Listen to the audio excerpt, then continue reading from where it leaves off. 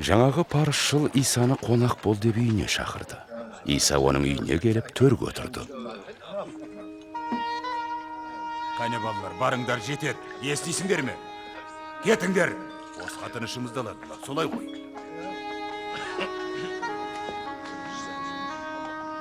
Мынау мұнда не қып жүр? Білмеймін.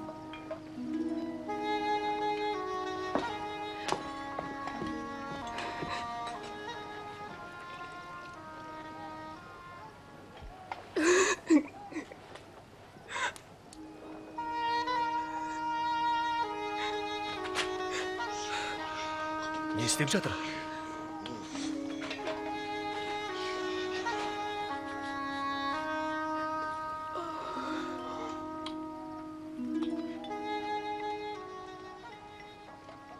Егер ол шынымен пайғамбар болса, бұл әйелдің кім екенін білер еді.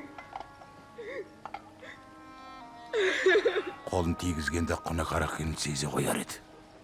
Оның кім екенін білемін, Шимон. Әуелі мынаны тыңда. Бір күні екі адам біреуден қарыз алыпты. Біреу 500, екіншісі 50 күміс ақша. Бірақ олар борыштарын өтей алмай, қарыз беруші екеуін де кешіріпті. Қайсы оны көбірек жақсы көреді? Қарызы көбірек жақсы көреді де. Дұрыс айтасың.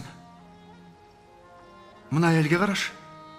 Сен маған үйіңе келгенде аяғымды жуатын су да бермедің. Ал бұл аяғымды көз жасымен жуды да, басын иіп шашымен сүртті. Сен мені бетінен де сүймедің. Ал ол болса шөпілдетіп аяғымды сүйді. Сен құрметте басыма май жақпадың. Ал ол менің аяғыма иіс май жақты. Саған айтам, мұның көрсеткен зор махаббаты оның барлық күнәдан тазарғандығын білдіреді. Кімнің аз ғана күнәсі кешірілсе, ол аз жақсы көреді.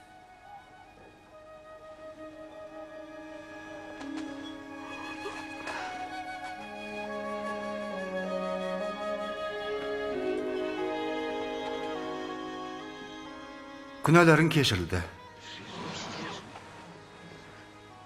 Сенімің үшін құтқарылдың, аман есен қайт.